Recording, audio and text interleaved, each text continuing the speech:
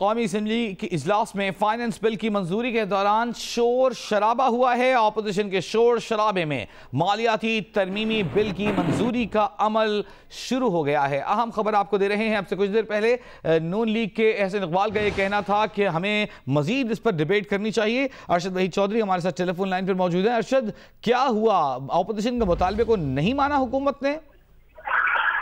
जी वजी अपोजिशन इजलास में आज दो बातों पे एहतजाज जो है वो इस वक्त अपोजिशन की तरफ से शदीद एहतजाज देखने में आया है। एक तो उनका मुतालबा था कि जो दूसरा तरमीमी मालियाती बिल पेश किया गया है उसे मंजूर किया जा रहा है, इस पर जामे बहस नहीं कराई गई। इसी पे शदीद एहतजाज जो है वो भी किया गया, नुक्ता उठाया गया। जबकि इसके अलावा मौलाना असद महमूद जो हैं उन्होंने वफाकी वज़ीर फैसल बोडा के खिलाफ करारदाद मजम्मत पेश करने की कोशिश की, लेकिन स्पीकर कौमी असम्बली ने उन्हें रोक दिया और उन्होंने कहा कि इसका एक तरीका लाहे अमल होता है, आप ऐसे ये पेश नहीं कर सकते। जिस पर JUI फे के जो MMA के अरकान थे वो अपनी नशिस्तों पर खड़े होकर उन्होंने एहतजाज शुरू कर दिया। स्पीकर ने माइक वफाकी वज़ीर खजाना असद उमर को दिया ताकि वो बिल मंजूरी के लिए पेश कर सकें और शिकवार बिल की मंजूरी शुरू हुई। लेकिन इस दौरान अपोजिशन जमातें जो हैं उन्होंने शदीद एहतजाज शुरू कर दिया और बिल की कापियां फाड़ के फेंक दी। स्पीकर के डाइस का उन्होंने गिराव भी किया। जबकि इसी दौरान बिल की मंजूरी का अमल इसके साथ जारी रहा। जबकि मौलाना असद महमूद जो हैं उन्होंने अजान जब हुई उसकी कौमी असम्बली में ईवान में अजान सुनाई दी तो अपोजिशन का शोर शराबा रुका। ताहम जैसे ही अजान खत्म हुई दोबारा शोर शराबा शुरू हुआ। अब जो है वो मौलाना असद महमूद की इमामत में स्पीकर डाइस के सामने, यानी आप ये बता रहे हैं अरशद कि हमें ये बता रहे हैं कि स्पीकर डाइस के बिल्कुल सामने मौलाना असद की इमामत में नमाज पढ़ाई जा रही है?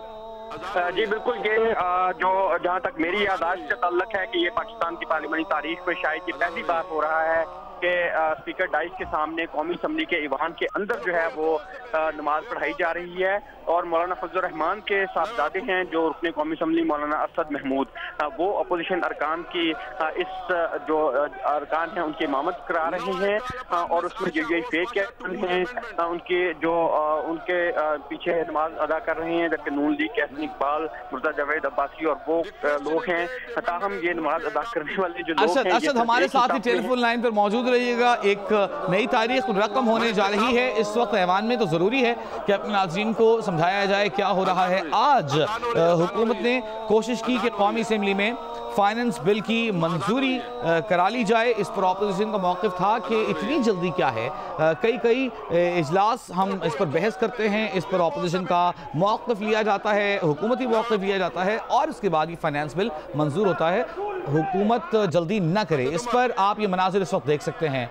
मौलाना असद महमूद की इमामत में नमाज पढ़ाई जा रही है स्पीकर डाइस के सामने और इस वक्त JUI के अरकान के साथ साथ एहसन इकबाल नून लीग के रुकन भी इस वक्त हमें इस बाजमात नमाज पढ़ने वालों में दिखाई दे रहे हैं। नमाज के लिए वक्फा 10 मिनट के लिए, नमाज के लिए वक्फा 10 मिनट्स के लिए, 10 मिनट्स के लिए। अरशद हमारे साथ मौजूद हैं, आप तो बताइएगा क्या हुआ? पहले अपोजिशन ने कोशिश की कि नाराज़गी का इजहार किया जाए, बिल की शिकवार मंजूरी रुकवाई जाए, लेकिन जब ऐसा नहीं हुआ तो फिर जमात शुरू करा दी गई, ऐसा ही है? जी बिल्कुल। कौमी असम्बली के आज के इस अहम इजलास में दूसरा मालियाती तरमीमी बिल जो है वो जनवरी में पेश किया गया था, लेकिन इस तरह अमूर पे एहतजाज होता रहा, ये बिल मंजूर नहीं हो सका था। तो आज क्योंकि कौमी असम्बली का शेड्यूल के मुताबिक आखिरी दिन था, इसलिए हुकूमत और अपोजिशन के दरमियान ये तय पाया था कि आज दूसरा तरमीमी मालियाती बिल जो है वो पास किया जाएगा कौमी असम्बली से। लेकिन इसी दौरान जो फैसल बोडा का एक मुतनाज़ बयान है पर अपोजिशन की तरफ से एक करारदाद मजम्मत पेश करने की कोशिश की गई जो कि मौलाना असद महमूद से कोशिश की गई, लेकिन स्पीकर ने उन्हें रोका और उन्हें कहा कि वो इस तरह बगैर नोटिस दिए और बगैर रूल्स के करारदाद मजम्मत ईवान में पेश नहीं कर सकते। जिस पर JUI फे के अरकान ने इस एहतजाज को शुरू किया, जिसके बाद मुस्लिम लीग नून, पाकिस्तान पीपल्स पार्टी के जो दीगर अपोजिशन जमातों के अरकान थे वो भी उनके हमरा नशिस्तों पर खड़े हो गए, क्योंकि इसी दौरान इस एहतजाज के दौरान जब स्पीकर ने रोका। ठीक है अरशद हमारे साथ ही मौजूद रहिएगा। नमाज पढ़ने वालों में ख्वाजा आसिफ भी दिखाई दे रहे हैं, कौन कौन है, क्या हुआ देखिए। असद उमर, कालीन साफ नहीं है, कालीन क्या करने 10 मिनट के लिए, मैं 10 मिनट के लिए सस्पेंड करता हूँ। Suspended part 10 minutes, suspended for 10 minutes please. नमाज के लिए वक्फा, 10 मिनट के लिए नमाज के लिए वक्फा, 10 मिनट्स के लिए, 10 मिनट्स के लिए। जिस वक्त अपोजिशन अरकान ने देखा कि उनकी बात नहीं सुनी जा रही, फाइनेंस तरमीमी बिल में मौखर नहीं किया जा रहा, आज ही शिकवार मंजूरी का अमल हुकूमत की जानिब से शुरू कर दिया गया है। स्पीकर डाइस के सामने सब जमा हुए, खासतौर पर JUI फे के अरकान, उनकी जानिब से एहतजाज किया गया और जब उनकी एक न सुनी गई तो मौलाना असद महमूद की इमामत में नमाज बाजमात खड़ी कर दी गई। मजबूरन स्पीकर कौमी असम्बली असद कैसर को 10 मिनट के लिए कार्रवाई रोकनी पड़ी। हमारे साथ मौजूद है अरशद वहीद चौधरी। अरशद, एक बार फिर हमारे नाज़रीन को समझाइएगा कि शिकवार मंजूरी शुरू हुई और उसके बाद JUI फे के अरकान की जानिब से एहतजाज किया गया, जिसे बाद में ज्वाइन किया नून लीग और पीपल्स पार्टी ने।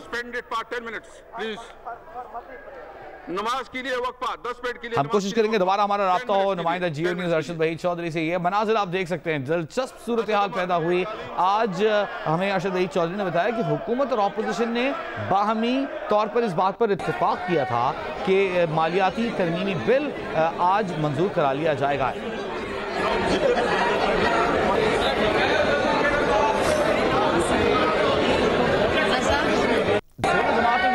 पर इत्तेफाक किया गया था कि आज फाइनेंस तरमीमी बिल जो है इसे पास कर लिया जाएगा, लेकिन इस दौरान JUI फे के असद महमूद साहब ने फैसल वावडा के एक बयान पर करारदाद मजम्मत पेश करनी चाहिए, जिसकी इजाज़त स्पीकर कौमी असम्बली की जानिब से नहीं दी गई। स्पीकर का कहना था कि आपको अगर कोई करारदाद पेश करनी थी तो आपको पहले से इस बारे में आगाह करना था।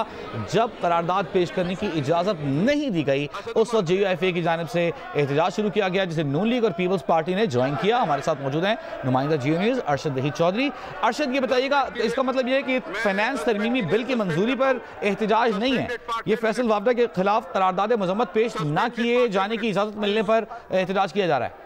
नमाज के लिए जी बिल्कुल बजी, वो सिर्फ मुतालबा किया गया था बिलावल भुट्टो की तरफ से और हसन इकबाल की तरफ से कि दूसरे फाइनेंस तरमीमी बिल की मंजूरी से कबल इस पर जामे बहस होनी चाहिए थी, लेकिन उस पर बहस में उन्होंने हिस्सा भी लिया और बिल की मंजूरी का अमल जो है वो उसमें उन्होंने शिरकत की और करना भी थी।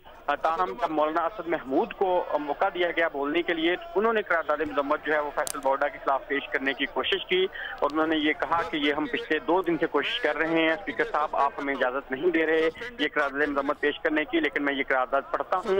और साथ ही उन्होंने करारदाद बगैर स्पीकर की मंजूरी के जब पढ़ना शुरू की तो स्पीकर ने फौरन उन्हें रोक दिया और उन्हें इजाजत नहीं दी और उन्हें ये कहा कि ये कायदे ज़ाबित के खिलाफ है, आप बगैर नोटिस दिए इस तरह करारदाद जहां कौमी असम्बली में पेश नहीं कर सकते, जिस पर JUI फे के अरकान जो हैं वो अपनी शिस्तों पर खड़े होकर उन्होंने एहतजाज शुरू किया।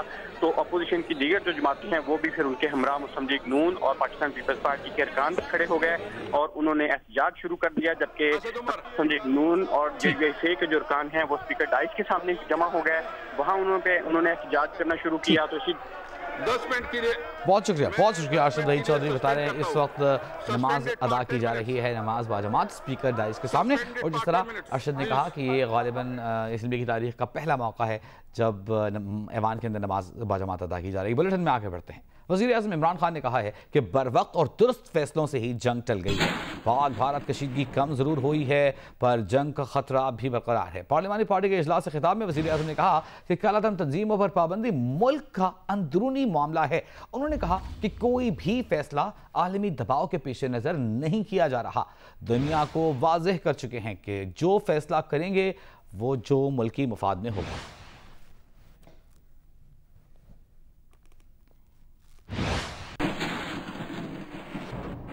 और अब जिक्र करेंगे DG ISPR के इंटरव्यू का। भारतीय पायलट की रिहाई पाकिस्तान की तरफ से अमन का पैगाम था। देखते हैं भारत इस पर क्या जवाब देता है। गेंद अब भारत के कोर्ट में है। DG ISPR major general Asif Ghafoor कामरी की TV को इंटरव्यू। कहा भारत से पाकिस्तान की फ़ज़ाई हुदूद की खिलाफ वर्जी और जारहियत की पाकिस्तान ने उसका जवाब दिया।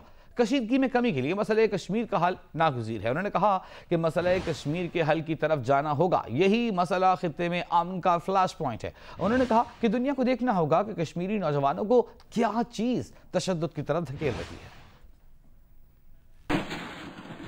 भारतीय इंतहा पसंदों ने सोशल मीडिया पर जाली बालाकोट मेडिकल यूनिवर्सिटी बना डाली। डॉक्टर एजाज के नाम से एक जाली अकाउंट घर लिया। व्हाट्सएप पर बालाकोट हलाकतों को 292 तक पहुंचा दिया।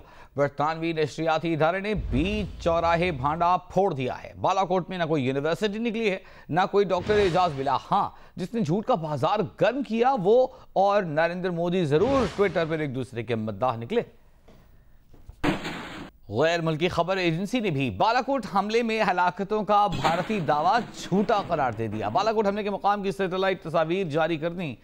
तस्वीरों में फजाई कार्रवाई में तबाही के आसार नहीं मिले। खबर एजेंसी के मुताबिक जिन हथियारों के इस्तेमाल का दावा किया गया उससे भारी भरकम इमारतें तबाह हो सकती थीं।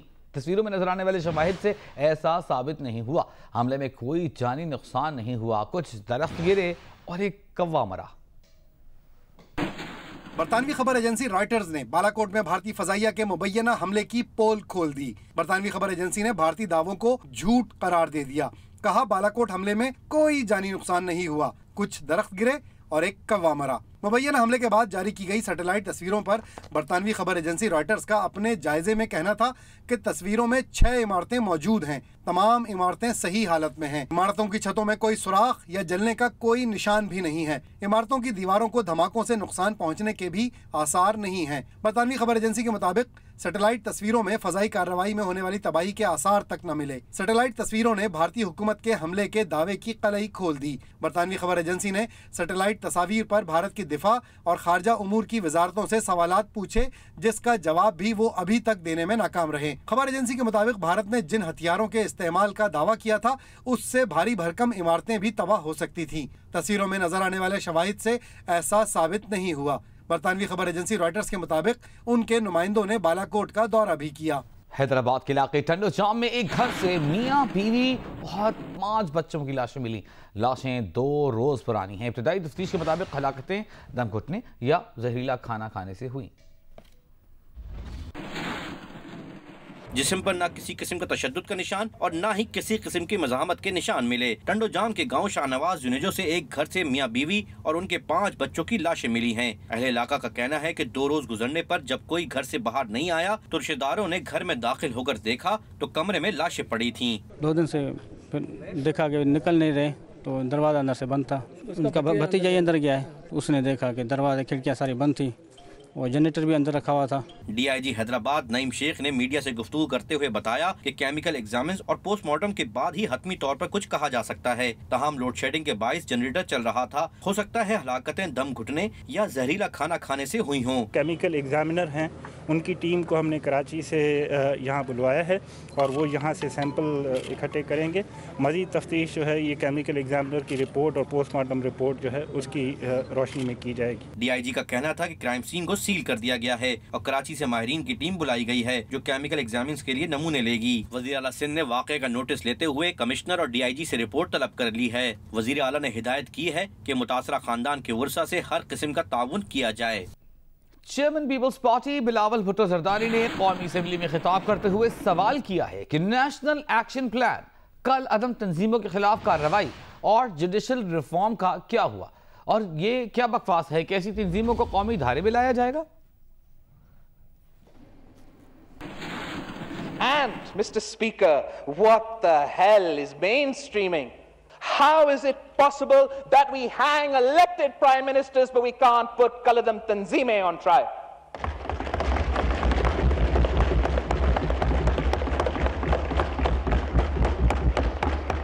How is it possible that there is ehtisab only for the opposition but no ehtisab for banned organizations? हुकूमत ने नेशनल एक्शन प्लान पर अमल दरामद मजीद तेज कर दिया है। महकमा औकाफ ने इस्लामाबाद में कालादम तंजीमों के ज़ेर इंतज़ाम मसाजिद और मदारिस का कंट्रोल संभाल लिया। कानून नाफिज करने वाले इदारों ने मुतअद्दिद अफराद को हिरासत में भी लिया है।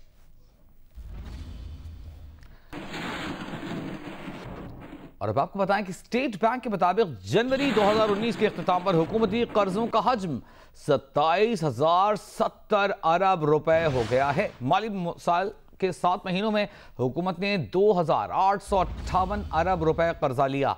7 माह में आलमी सतह पर 1,299 अरब रुपए कर्ज लिया गया।